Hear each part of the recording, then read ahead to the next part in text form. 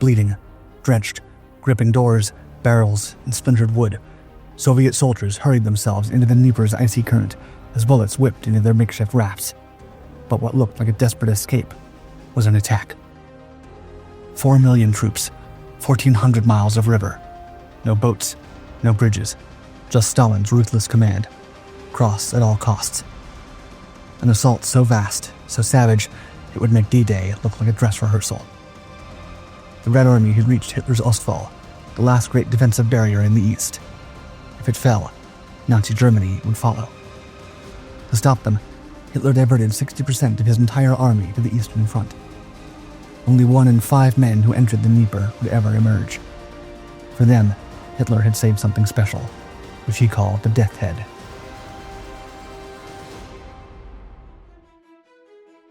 They say the tide turned at Stalingrad. It did, but it didn't stop there. By the autumn of 1943, the Eastern Front had become a rolling avalanche, and Nazi Germany was in its path.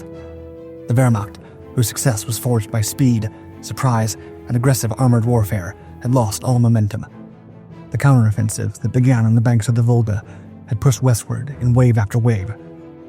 Through the steppe, through the snows, through the scorched ruins of 1,000 villages. Now it surged toward a natural wall, the Dnieper River, a line that Adolf Hitler called the Ostwall, the Eastern Wall. It wasn't a literal wall. It was a concept envisioned in Berlin and willed into existence by Führer order. Not a step back. Hold the river, hold Ukraine, hold the East, or lose the Reich. This was the final defensive line in the East. Behind it lay the industrial lifeblood of Nazi occupation. The coal of the Donbass, the wheat of the Black Earth, the rail lines of Kiev, and the oil corridors running toward the Romanian fields. For Hitler, the Dnieper was a red line. If the Soviets crossed, the war would become unsustainable for Germany. And on the other side of that red line, Joseph Stalin saw an opportunity. He knew that timing mattered more than terrain. The Western Allies were bogged down in Italy. D-Day was still a year away. Every day the Red Army advanced meant fewer tanks, fewer troops, and fewer guns waiting in Normandy. Still, the Germans had not collapsed. They'd barely recoiled, regrouped, and dug in. And at Kursk, in July 1943, they had launched their last great gamble, the largest tank battle in history, the last time Hitler went on the offensive in the East. When that gamble failed, the Germans began to fall back, to trade space for time.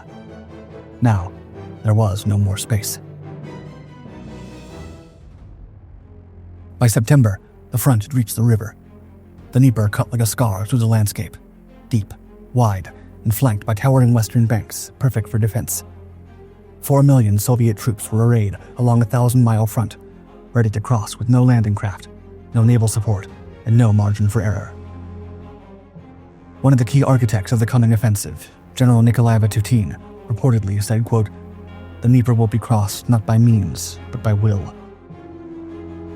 That would soon be tested against concrete bunkers, veteran panzer divisions, and machine guns dug into the high banks above. Stalin's orders were clear. Cross the river, establish a bridgehead, push forward at any cost. And so they did.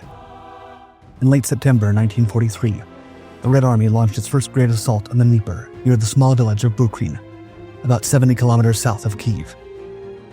It was a straightforward task. Seize a foothold on the western bank, then punch through to liberate the capital. But the maps were deceitful. Bukrin sat in a maze of marshes, ravines, and thick brush. The river here was wide and turbulent, and the western bank, steep and exposed, was perfect for German defense. Still, Stalin wanted a crossing, and so Bukrin was chosen. By night, Soviet troops crawled to the river's edge. There were no boats, no bridges. They lashed together logs, barn planks, barrels, doors. Some swam, others clung to floating debris. And under the pale moonlight, they launched themselves into hell. German machine guns opened up almost immediately. Flares lit the sky. Mortars and artillery bracketed the river. Soviet soldiers were cut down in the water, on the banks, in the leads. Entire companies vanished before reaching land. The current tore apart makeshift rafts. Men drowned clutching their rifles. Those who made it across found themselves trapped in a swampy lowland, hemmed in by German fire from the high ground above. Still, the Red Army pressed on. To reinforce the crossing, Soviet commanders ordered one of the most ambitious airborne operations of the war. On September 24th, over 4,000 paratroopers from 3 Guards airborne brigades jumped behind German lines. However, poor coordination, adverse weather conditions, and faulty navigation scattered them across hundreds of kilometers. Many landed in German-controlled areas. Some were mistaken for enemies and fired on by their own side. Some units were wiped out before their boots hit the ground. For the men trying to cross the river, the relief these paratroopers were meant to bring never materialized. The result was a massacre. Viktor Astafiev, one of the soldiers waiting to cross, who would later survive to become an iconic Russian poet, wrote, quote, "Of the 25,000 men who entered the Dnieper from one side, only 5,000 emerged on the other." On September 25, 1943, a large group of Soviet soldiers tried to make their way across the river aboard makeshift pontoons, lashed together by sappers from the 253rd Rifle Division. One of them was a 22-year-old engineer sergeant named Yevgeny Obukov, who had just been handed a battered pontoon and ordered to cross as many comrades as possible. By the time his raft hit the middle of the current, it was already coming apart. German machine guns tore through the wood and canvas, punching holes that turned the deck into a sieve. Some men jumped. Obukov didn't even think about it. He tore off his greatcoat and jammed it into a hole. Then his cap. Then his shirt. One by one, the others followed. They plugged the raft with their own uniforms, leaving them half naked, shivering, bleeding. When they finally slammed into the far bank, Obukov was the first to leap. Their officer was down, chest ripped open. Obukov grabbed the machine gun and fired, sweeping the embankment. Then he crawled forward with grenades and silenced a German bunker that had pinned down the river behind him. But he wasn't done. He patched his raft again and turned back, under fire, through smoke, through current. That day and the next, he made over 30 crossings, ferrying more than 650 men, mortars, guns, and wounded across the river. The last time anyone saw him, Obukov was waist-deep in the Dnieper, dragging an artillery piece into the water, shouting hoarse orders as tracers zipped overhead. He was awarded the honor of becoming a hero of the Soviet Union.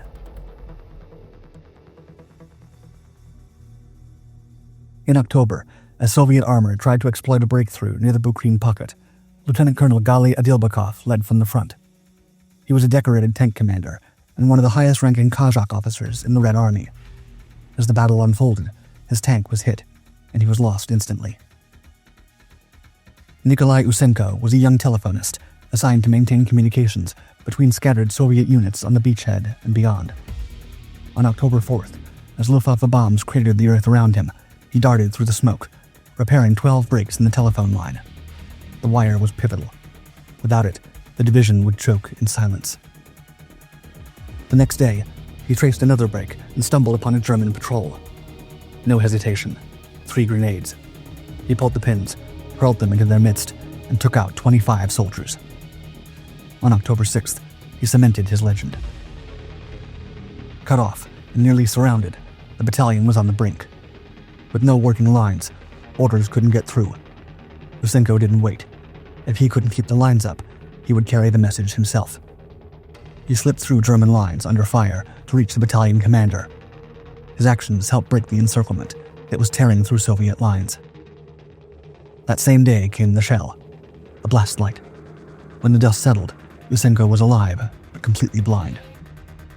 For his courage, he was awarded the title Hero of the Soviet Union and the Order of Lenin.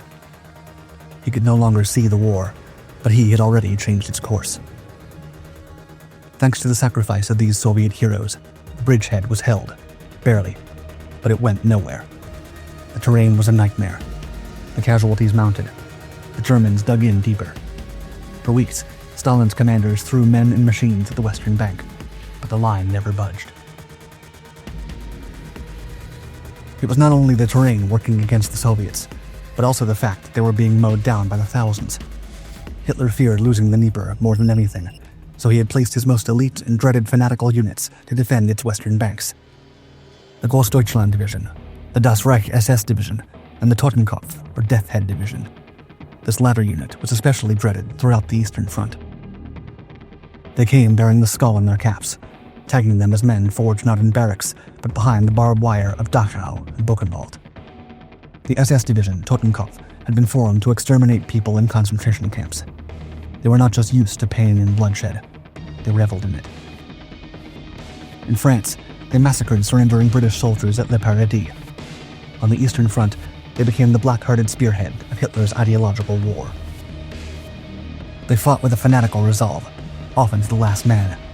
At Demyansk, at Kharkov, at Kursk, earning a reputation for brutal, efficient violence. Now they were keen on massacring as many Soviets in Ukraine as they could. The Soviet High Command began to rethink its strategy. If the Dnieper couldn't be breached here, then it would have to be breached elsewhere. By mid-October, the Bukrine bridgehead had become what Soviet veterans would later call a pit of blood. The Red Army had thrown tens of thousands of men across the Dnieper, south of Kyiv, and had gotten little in return but mangled ground, impassable terrain, and mass graves. But Stalin refused to abandon the crossing. The attacks at Bukrine continued. But this time, they were not meant to break the German Ostwall. They were meant to fool those defending it. What few outside Stavka knew was that the Soviet High Command had quietly decided to pivot. If Bukrine had become a butcher's trap, then Liutej, 50 miles to the north, offered something different. Open ground, more narrow water, and fewer German divisions. In early October, planning for a second crossing began in total secrecy. Engineers worked by night, stringing cables through forest paths. Ferries and rafts were hidden under foliage. Pontoons were disassembled and packed into ox carts. Partisan scouts, many of them Ukrainian locals, mapped German positions and marked crossing zones under threat of execution. Ammunition dumps were camouflaged in barns. It was a logistical miracle, pulled together under the nose of an army that thought it was winning. The Germans, still absorbing wave after wave of Soviet assaults in the south, believed the Red Army remained committed to the Bukrine push. They poured reinforcements into the sector. The best Panzer units dug in around the swampy fields. Meanwhile, north of Kyiv, the Soviets were setting the table for their next move. Among the men quietly pulled from the Bukrine front was Monsieur Abdulin, a veteran rifleman and member of a guards division. In his memoir, Red Road from Stalingrad, Abdulin recounts his transfer from the chaos of Bukrine to the woods outside Liutej. Quote, "We weren't told where we were going. The air was quiet. We slept in shallow pits under pine trees. No one said the word crossing, but we all knew. We could smell the water." By October 27th, the preparations were complete. Under the cover of darkness and fog, Soviet forces began to move across the river. This time, the crossing was supported by heavy artillery, coordinated air support, and the element of surprise. German outposts were overrun in minutes. Trenches collapsed under shell fire. Machine gun nests that had raked men to pieces at Bukrine were nowhere to be found. Spearheading the effort were engineers like Sergeant Nikolai Kabak, a sapper with the 89th Guards Rifle Division.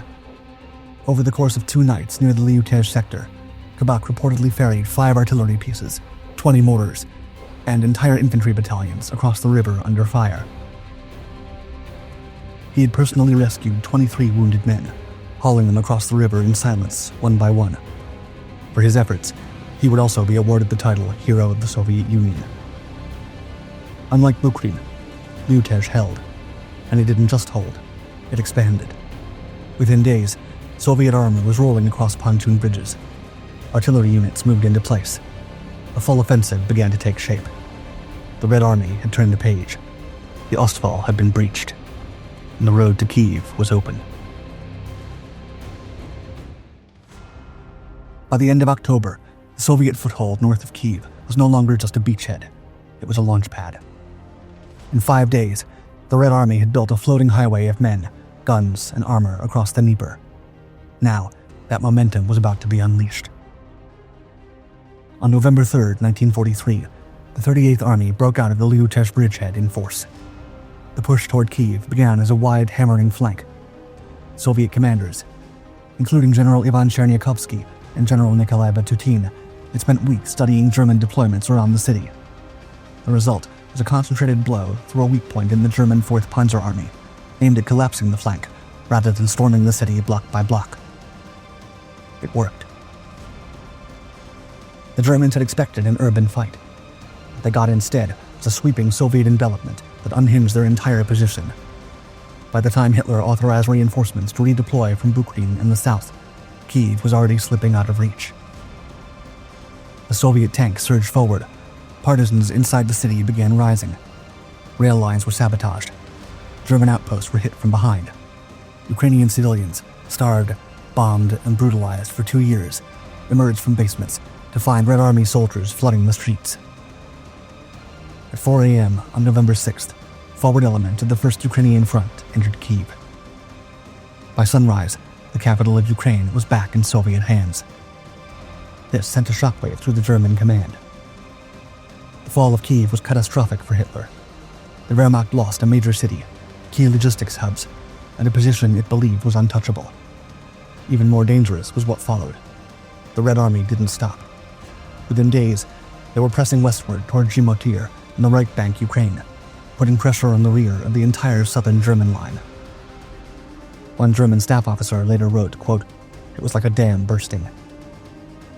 The loss of Kyiv proved that Soviet strategic coordination across multiple armies, fronts, and deception operations was now not just improving, but outpacing the Wehrmacht. Most of all, it forced Germany into a reactive war. From this point on, the Red Army would never again be pushed back on a strategic front. Every step westward, through Poland, Belarus, Romania, and eventually into Germany itself, began with the breach at Liotezh and the fall of Kyiv. And Berlin was somewhere up ahead. Ukraine had been the economic engine of the Reich's Eastern Empire. Its black earth soil fed millions. Its rail hubs connected the front to the heart of Germany. Its coal, steel, and grain powered Hitler's war machine. Now, the lifeblood of his campaign was gone. The Wehrmacht, still reeling from Stalingrad and Kursk, lost tens of thousands of soldiers it could no longer replace. Hundreds of tanks were destroyed or abandoned. Army Group South was left bleeding along a front that no longer held its shape. In Berlin, Hitler blamed his generals. In Moscow, Stalin sharpened his ambitions. And in London and Washington, the Western Allies took note. A spring 1944 assessment by the U.S. War Department put it plainly, quote, "The Eastern Front continues to absorb over 3/5 of German operational strength." By early 1944, more than 60% of all German divisions were locked in combat in the East. Divisions that might have garrisoned France or reinforced Italy were instead being obliterated outside Nikopol or encircled in the snows near Zhytomyr.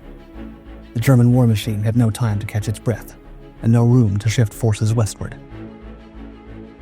When Eisenhower finalized the plans for Operation Overlord, he understood the implications. The Red Army's brutal progress had turned Normandy into a possibility rather than a bloodbath.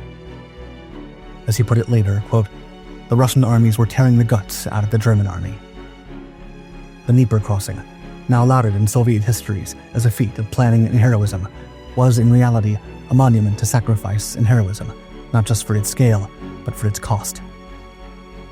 Victory in the West would be achieved, but the opportunity to strike, to land, to advance, to win, was bought by those who crossed the Dnieper first.